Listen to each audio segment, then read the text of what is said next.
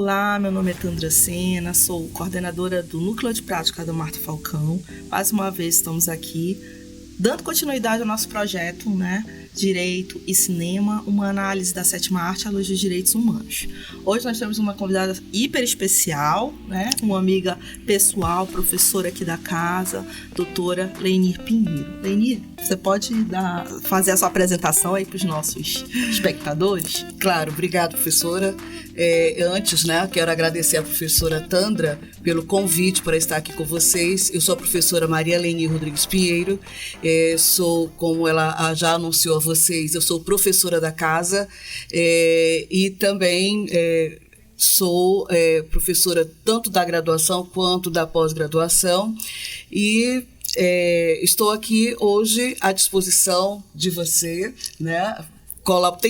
Buscando colaborar, né, nesse projeto, que é um projeto lindo, um projeto maravilhoso, que só vem acrescentar, só vem adicionar conhecimento a todos nós. E a doutora Lenir é doutora mesmo, no sentido de que ela está já na docência há muitos anos, é mestre em Ciências Jurídicas pela Univale e doutora também em Ciências Jurídicas pela Univale. Além disso, a Lenir também é graduada em Letras, né? Então a gente veio também aproveitar um pouco desse conhecimento.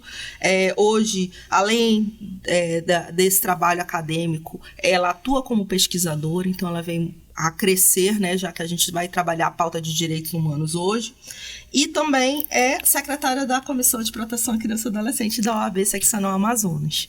Além disso, ocupa a cadeira 27 da Academia de Literatura, Arte e Cultura da Amazônia, a ALACA. Então, temos, né, uma convidada de peso hoje. Bom, o tema, né, central desse filme engloba vários aspectos dos direitos humanos. O filme é interessantíssimo. O filme de hoje se chama Que Horas Ela Volta? Né? É um filme que foi reconhecido e premiado nacional e internacionalmente, né? É estrelado pela Regina Casé, né? Que é uma atriz de renome nacional e internacional, que conta a história de uma pernambucana, né? A Val, que ela deixa, né, a sua família no Nordeste e vem para São Paulo para em busca dessas melhores condições de vida, né? Deixando para trás uma filha. Ela vem trabalhar em São Paulo como doméstica, né? Como empregada doméstica.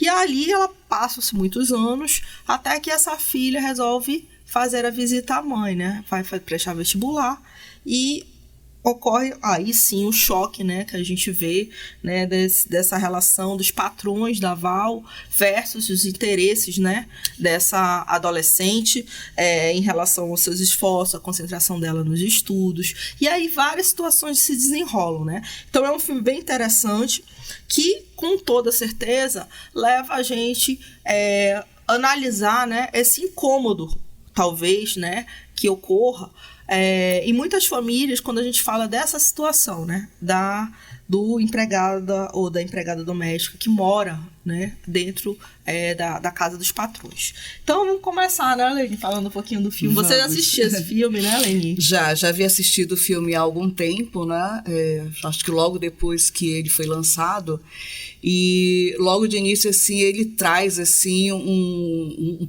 momento, assim, de reflexão muito grande, porque é algo que nós vemos continuamente, algo que permanece ao longo da história, né, acontecendo. E eu lembro que eu fiz uma associação, né, agora quando eu vi o filme novamente, uma associação com aquele filme Histórias Cruzadas. Sim, né? Perfeito. Histórias Cruzadas, né, que é um filme também que se passa na década de 60, mas que também demonstra, que traz também esse papel da exploração, esse papel da servidão, né? Aquela questão até mesmo que vai chegando análoga à escravidão. Sim. Que nós vemos ali, que é a questão do empregado doméstico, né?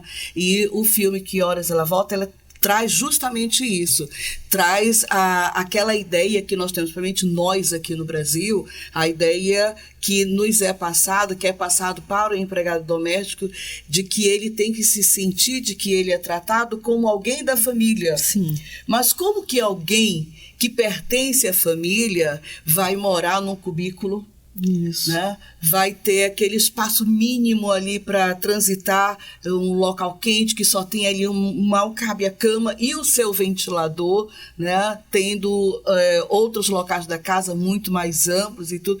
Alguém que da família não pode, por exemplo, usar a piscina, que isso é uma coisa interessante. Isso é uma coisa interessante que acontece no filme, que eles tratam ali, eles colocam a piscina como algo assim central, algo simbólico para mostrar justamente essa desigualdade de classe ali, né? Você é da família, mas aqui você não pode usar. Sim. Aqui você não pode vir. Você é da família, mas você não pode sentar à mesa conosco. Você é da família, você não pode comer o mesmo alimento que nós comemos. Então, traz justamente todo essas contradições, inclusive, né? São contradições que nós vemos no dia a dia. E muitas vezes eu já recebi muitas empregadas domésticas no escritório, e essa questão mesmo da relação amor e ódio. Sim. Né? É uma questão de relação amor e ódio, né? Que ama, eu gosto muito de você enquanto você está me servindo. A partir do momento em que você faz qualquer tipo de reivindicação, que você reivindica os seus direitos, aí essa relação de amor passa a ser ódio, né? Tem uma linha muito tênue, e inclusive não só no dia a dia, na vida propriamente, mas também nas questões de direito. Sim, né? Aí aproveitando esse gancho, Leni, trazendo para o lado do direito, com o advento da Lei Complementar 150 de 2015, os trabalhadoras, né, domésticas passaram a ter os direitos, né, que os demais trabalhadores têm em relação à nossa consolidação das leis trabalhistas. Somado a isso, a gente sabe, né, que a própria Declaração dos Direitos do Homem, do Cidadão, a própria Declaração Universal dos Direitos Humanos, ela traz essa vertente, né, de evolução e de direitos trabalhistas. E, em paralelo, a gente também pode falar dos direitos da mulher, né? Que foi quase que um conjunto. Então, são os direitos que a gente chama de segunda geração de direitos humanos. Então, essa questão da igualdade e do, entre aspas, né, empoderamento feminino, da possibilidade da mulher ir para o mercado de trabalho, também contribuir, né, dentro da sua família, a gente vai ter que fazer uma análise também à luz dos preceitos morais e sociais. Porque ainda que aquela senhora saia do Nordeste, né, que é a Val, e ela chegue na cidade grande, ela ainda era tratada como uma subcidadã, né? Ela era uma cidadã de segunda classe. Inclusive, tem uma cena, Leni, não sei se você se recorda, que a filha está com ela, a filha chega, né, na cidade, e se depara com a realidade da mãe. Eram 10 anos, né, de distanciamento, ela esperava que a mãe tivesse pelo menos uma casa, né, uma moradia própria, alguma coisa desse tipo. E ela se depara que elas vão ter que dormir num quartinho no cubículo. Aí eu me recordo que ela fala assim pra mãe: aqui é pior que a Índia. Aí a mãe dela fala assim: mas você que se acha muito. Aí ela responde pra mãe: não, eu só não me acho menor que ninguém. Então, assim, essa visão, né, do empregado sempre num segundo plano, será que mudou com a Lei Complementar 150, com os direitos trabalhistas sendo finalmente reconhecidos a partir de 2015? A legislação do empregado doméstico, a primeira legislação que nós tivemos é dos anos 70, e claro que ela não estendia muito dos direitos seletistas, né, que nós conhecemos como seletistas, para o empregado doméstico. Então, isso ficava realmente muito a bel prazer, né? Precisávamos, na época, né, desde a legislação 70, que perdurou 80, 90, né, até metade, né, já ano 2000 em diante, precisávamos que cada estado tivesse um sindicato de classe, para que esse sindicato de classe lutasse para que, pelo menos, o empregado doméstico tivesse direito a um salário mínimo de remuneração, né? Pelo menos isso, né? E só estendendo um pouquinho aqui, Tandra, a questão empregado doméstico, né? Empregado doméstico, só para lembrar, é todo empregado, né, que trabalha no âmbito da residência prestando serviço para uma família. E o filme retrata muito bem, né? Porque mostra lá o motorista, o jardineiro. Exatamente. Eles todos convivendo ali naquele ambiente, todos, de certa maneira, segregados, né? Pela própria família ali. E mostra a faxineira, mostra o jardineiro, jardineiro, né? O motorista, a própria Val, que é a figura central, né? Protagonista do filme. Então, é só para lembrar bem, né? Porque muitas das vezes nós temos aquela ideia de que o empregado doméstico é só aquele que é contratado para cuidar de menino e cuidar da casa. Sim. Não, isso se estende mais. É sempre aquele empregado que está prestando serviço em âmbito familiar, né, em âmbito residencial para uma família. Aí se estende a muito mais, né? Para os de classe alta, até o piloto de helicóptero. Verdade. Né? Verdade. Até o piloto de helicóptero é um empregado Sim. doméstico, se ele é contratado exclusivamente para isso. O piloto lá da lancha, do iate, né? É o empregado doméstico, porque está nessa extensão aí, né? Mas com o advento da lei complementar, né, a 150 de 2015, os direitos que eles eram exclusivamente seletistas, eles foram estendidos também por meio dessa legislação também para os empregados domésticos. Sim.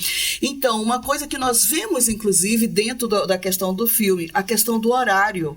Né? A nova legislação, por exemplo, ela diz que, como está na CLT, a duração do trabalho do empregado doméstico é 8 horas diárias, 44 horas semanais. Sim. E no filme, se passar no filme a Val é incomodada até quando ela vai dormir, porque o menino bate no quarto dela. Posso ficar aí com você? Exatamente. Faz um lanchinho, né? Infelizmente. Ainda tem, quer dizer, não pode, mesmo que o empregado ele more dentro da residência, no domínio ali, ele não pode. Terminou o horário de trabalho dele, ele tem que ficar descansando no seu repouso. Se por acaso ele tiver que fazer um trabalho extra, como a gente vê isso muito bem, com aquela pessoa que é considerada da família, no dia da festa estava ali servindo todo mundo, toda na touquinha, toda na fardinha, ela estava fazendo um trabalho extra. Sim. Né? E se era paga por isso, isso o filme não mostra. Sim. Mas mostra claramente toda essa exploração, que é aquela questão que eu falei aqui ainda há pouco, que vem ali, né, à margem da questão da servidão. Né? Então, eu trato o meu empregado como um servo e não como um trabalhador, não como um empregado, um sujeito de direitos inclusive conquistados. Mas que esses direitos, nós vemos diariamente que eles são desrespeitados. Sim. Então, a legislação, ela trouxe direitos de férias, de 13º, do FGTS, que antes era facultativo, do seguro-desemprego. Então, trouxe a legislação, por exemplo, a questão do pagamento da remuneração das horas extras. Da hora extra que é paga também em adicionais para aquele empregado que viaja com a família. Vou viajar com a família. Como eu considero a minha empregada como uma pessoa da família, ela vai junto comigo também. Aí, quando chega lá na viagem, a gente já sabe o que acontece, né? Fica lá a empregada tomando conta dos pequenos e os papai e mamãe, vão embora. E a legislação, por saber desse tipo de exploração, trouxe também, inclusive, um acréscimo de remuneração para esses empregados em situações como essa. Mas nós sabemos que poucos recebem. Né? Poucos recebem. Então, a legislação trouxe, sim, muitos direitos. É assim de se festejar todos os direitos conquistados pela legislação. Agora, que isso também trouxe uma rescisão de contratos muito grande, né? Demissão assim, em massa muito grande, época, né? Isso trouxe. Por quê? Porque nós não podemos também esquecer que nós estamos falando de questão de classes, né? Isso. Também. Não podemos esquecer que o empregador do empregado doméstico, em regra, ele já é também um empregado. Verdade. Ele já é um empregado, então ele retira do salário dele para pagar o empregado. Quando ele tem gastos extras, ele prefere não ter mais. Sim. Ele prefere dar o jeitinho dele para mais... E essa questão é cultural, né, gente? Se a gente for remontar aí desde a época da vassalagem ainda, aquela questão da servidão, da escravidão, né? E essa cultura do brasileiro, porque nos outros países, comumente, né, as pessoas...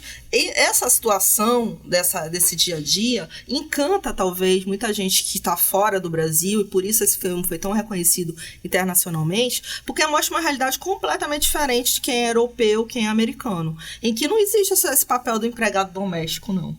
Né? As pessoas mesmo, elas limpam suas próprias casas, elas cuidam das... E, vez ou outra, elas contratam alguns serviços, né?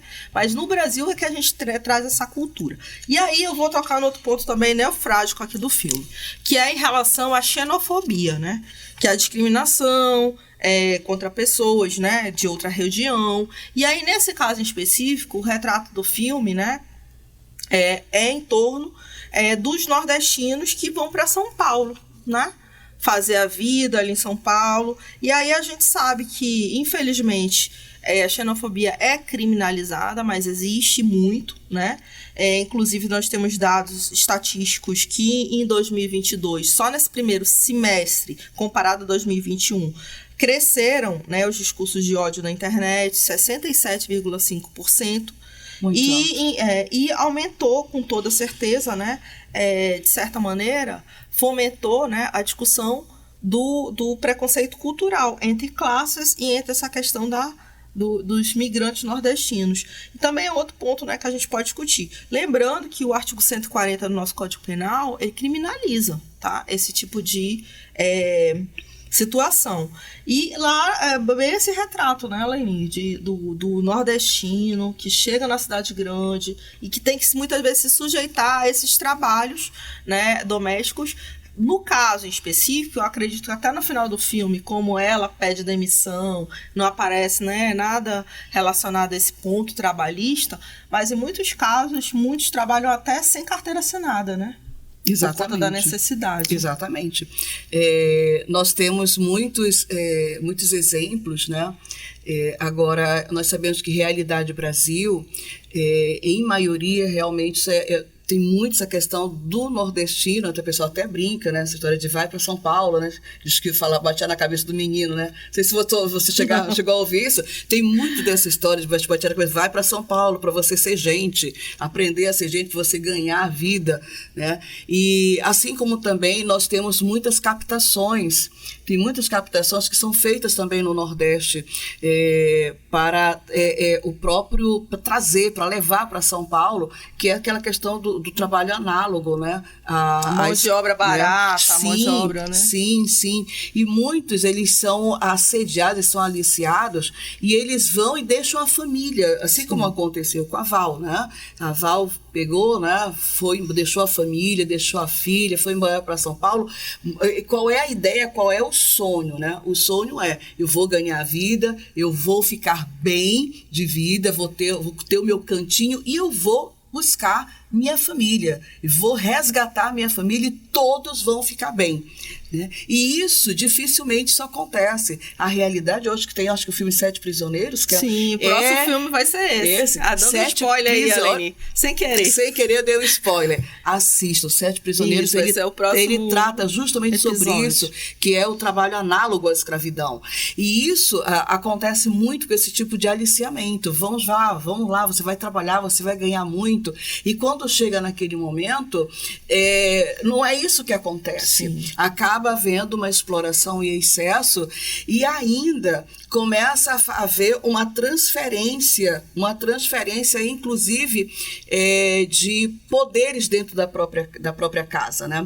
O filme ele traz uma coisa muito interessante que é essa questão dos problemas de gênero, essa questão dos problemas feministas, sim, a questão perfeito. Do problema da questão patriarcal, até matriarcal. Do assédio, né? Porque né? A moça, então, quando ela chega na casa, o patrão já mal intencionado se aproxima, começa a chamar para, né, passear, exatamente. E tenta assediar. Né? Exatamente. Tem uma coisa bem interessante, né, que é a falsa ideia, que é aquilo que o filme trabalha com essa história da falsa ideia, que é criada, da ilusão que é colocada na cabeça das pessoas. Então, é aquilo, né? Você faz parte da família, mas na realidade você não faz parte da família. você a Bárbara, eu achei interessante o nome, né? Sim. Bárbara, aquela coisa bem, né? Bárbara ousada, ou Bárbara, né? Não, o lado oposto ao excepcional, aquela que é rude, que é grosseira, né? Que castiga. Então, tem os dois sentidos Sim. da palavra em si, né? Que é o nome colocado ali na patroa, né? Veja, o patrão, ele deixa tudo nas mãos dela para decidir. Aquela questão do uso da droga, você que vem, você que decide tudo, aí ela que dá ordem em tudo, ela que vai coordenando, mas teve um momento que ele fala assim: todos vocês dançam, mas quem toca a música sou eu. Verdade. Todos vocês dançam, mas sou eu que toco a música. Então, mais ou menos aquela mensagem. Vocês só pensam que são empoderadas, mas vocês não são empoderadas, mulheres, porque eu que estou dizendo como é que vocês têm que agir e vocês não estão percebendo isso. Então, o filme ele também vem trazendo isso. Tanto é que quando chega aquela questão, quarto de hóspede, ele chega assim: não, você vai ficar aqui no quarto de hóspede. A mulher já fica aborrecida, ele decidiu. Sim. E tem algumas coisas ele vai decidindo e outras não. E a questão da própria posição, que isso acontece com muitas empregadas, que é essa substituição. Então, a Val, na realidade, a Val, ela é a mãe das crianças. Isso, ela criou, né? Nós temos duas crianças ali que ela cuida. Sim. Que é o pai, que está constantemente ali deitado, quietinho, doente, que né? É um remedinho, acamado, né? que é um remedinho para depressão, não sei o que, você quer ficar dormindo, eu cuido de você, olha, são 11 horas, acorda, levanta, não sei o que. E o filho, né? E o filho que é o Fabinho, né? O Fabinho, que traz também, inclusive, essa questão do carinho, do afeto. Sim. Que traz uma ciumeira muito grande para a mãe, né? Quando Sim. ele não consegue aprovação na primeira fase, ela diz assim: como é que você aceita o abraço da Val e não aceita o meu abraço? Né? Como que isso acontece? Então, isso aí começa a demonstrar todo o trabalho dela de ciumeira, esvaziar a piscina. Lembra que eu falei? A piscina é aquela tipologia ali da questão da classe, né? Que é colocada ali para eles. Então, isso daí é muito legal, muito interessante de você observar como eles colocaram num determinado, vamos chamar de dependência da casa, né? De uma área da casa, como uma simbologia para fazer mostrar toda essa questão de discriminação e de desigualdade. Né? Algo que quem é empregada é a Val, mas isso vai se estender inclusive à sua geração. Sim. Isso se estende também à geração. Tanto que tem uma cena até que uma uma outra faxineira empregada chega e pergunta: você não vai ajudar sua mãe, não? E a mãe: não, deixa. E ela, né, fica numa situação difícil. Ela acabou de chegar, né, de viagem. E aí tem alguns pontos também bem interessantes. Primeiro, essa questão do empoderamento feminino, que para muitas mulheres é uma grande cilada, né? Porque acaba que a mulher ela abre mão muito mais, né? Ou ela se sujeita a ter 3 jornadas, né, de trabalho, porque acaba que ela tem que cuidar da casa também, administrar a casa. Mas no caso das 2 mulheres do filme, elas abriram, de certa maneira, a mão de um direito que elas teriam, que é o quê? De usufruir dessa relação de maternidade. Por quê? Val sai do Nordeste, vai para São Paulo para cuidar de Fabinho, que é filho de Bárbara, que por sua vez passa o dia fora de casa trabalhando e deixa os cuidados, né, de Val, o seu filho. Então, assim, nenhuma das 2 mães tem uma relação, vamos dizer assim, saudável com seus próprios filhos, né? E em momentos culminantes, a gente vai ver isso se apresentando. E no caso da Val, acho que um ponto também muito interessante da gente abordar é a questão da importância da educação, porque a filha, com todo o dinheiro que ela mandava, né, para o Nordeste, de fato a filha foi super esforçada, obviamente, mas educada dentro da medida do possível, ao ponto de se dar muito bem no vestibular, né? Vem para a cidade e realmente passar enquanto o filho, né, da patroa não passou no vestibular. E aí a gente mas foi muito bem recompensado, né? Verdade. Foi para a Europa. Para a Austrália, né? Foi muito bem recompensado. Então, assim, a gente vê que, de fato, né, existe essa possibilidade de uma mudança né, de situação social através da educação. Aí eu queria que você falasse um pouco, porque a Leni também tem formação em letras, né? É uma educadora também. Então, acho que a gente tem que tocar nesse ponto do quanto é importante a gente trazer essa garantia constitucional a acesso, né, de uma educação de qualidade, e quanto isso ajuda no mundo, né, no mundo masculino ainda, as mulheres a, de certa maneira, alcançarem a independência. Um ponto no início da tua fala que tu colocaste, que eu acho assim, muito interessante, nessa questão do empoderamento, é que eu penso sempre que tudo tem que ter um equilíbrio muito grande, né?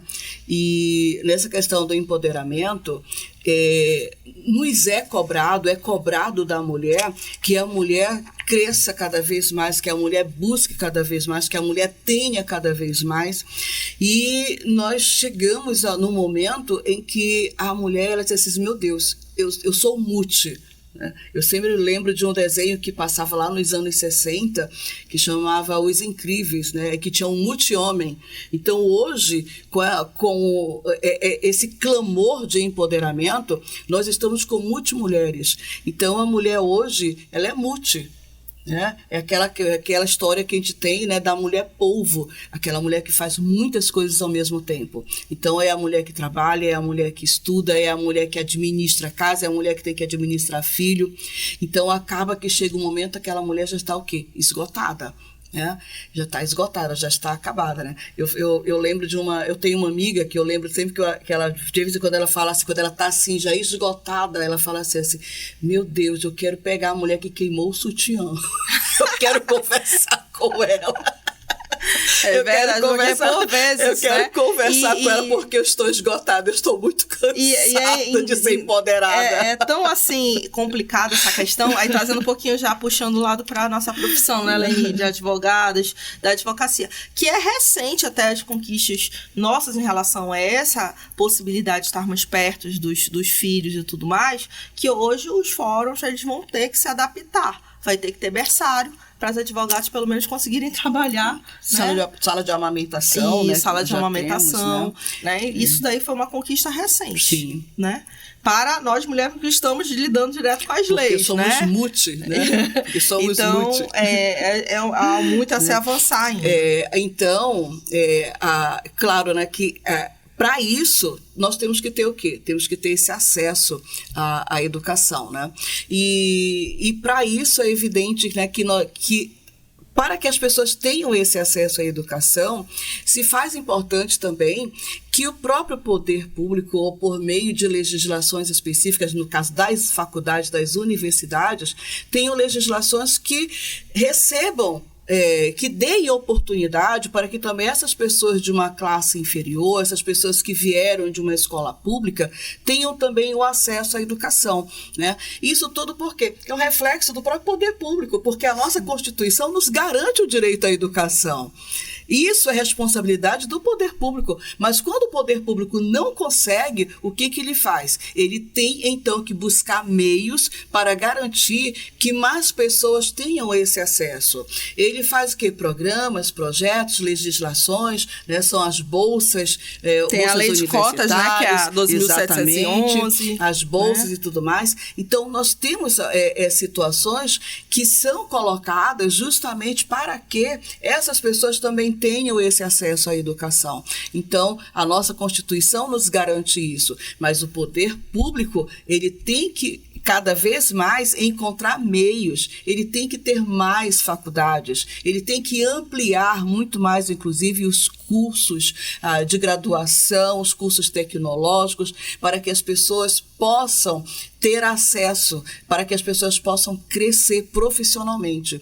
Porque como se ter uma vida melhor se não temos também essa formação, né? Então, precisamos de uma boa formação para que possamos chegar no nível mais acima, para que possamos ter pelo menos uma vida, digamos que confortável, né?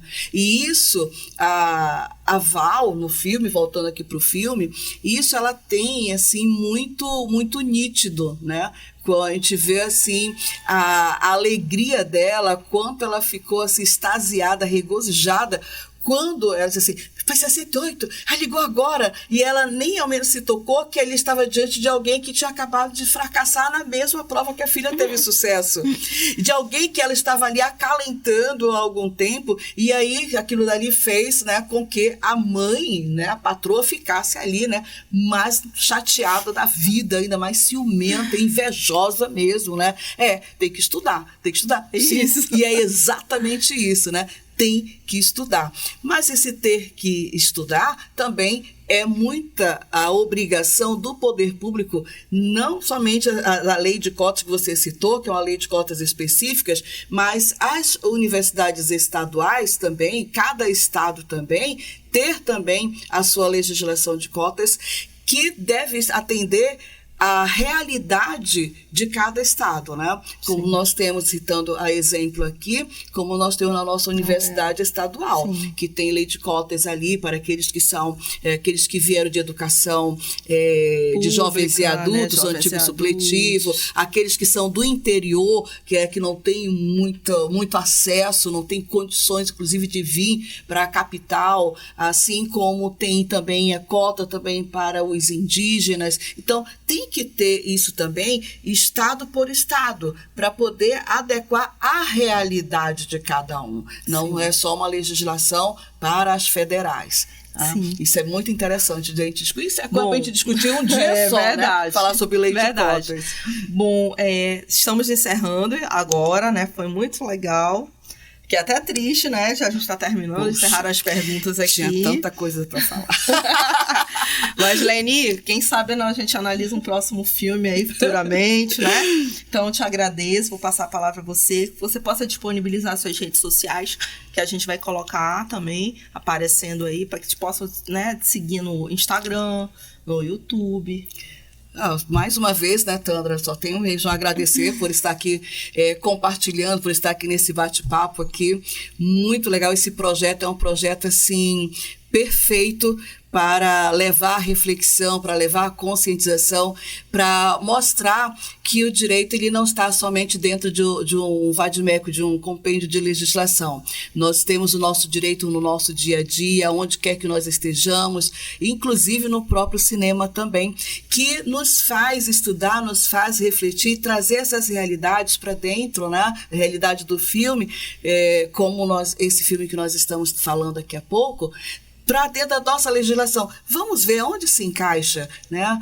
De que forma que nós podemos caracterizar aquela relação que acontece ali, aquela relação que nós vemos ali. Então, realmente tem muitos aspectos nesse filme que podem ser trabalhados, aspectos sociais, aspectos econômicos, os aspectos morais, os aspectos do direito, que foi um pouco do que nós tratamos aqui também, né? Então, isso é muito interessante de nós falarmos também, de nós apontarmos, porque o nosso direito, ele é exatamente isso, ele não trabalha sozinho, ele trabalha com as áreas afins, então tem todos esses outros olhares que nós podemos ter também, né? Então, agradeço mais uma vez a confiança pelo convite e meu Facebook, Lenir Pinheiro, e eu estou no Instagram também, Lenir Pinheiro Prof. Então, vai lá, me segue, sou novata ainda, estou aprendendo, mas você vai gostar. Obrigada. Bom, gente, se vocês gostaram, dê um like aí, né? Vocês estão acompanhando pelo YouTube. Comentem, deixem seu comentário. Nos sigam também no Instagram. Nós estamos no endereçamento direitoecinema.fmf. Então, nos sigam, a gente sempre está postando as novidades, né? Sempre que a gente já vem trazendo um filme novo, a gente já avisa todo mundo, para todo mundo estar ligado, já assistindo o filme, para acompanhar a entrevista posteriormente. É isso, muito obrigada e até a próxima.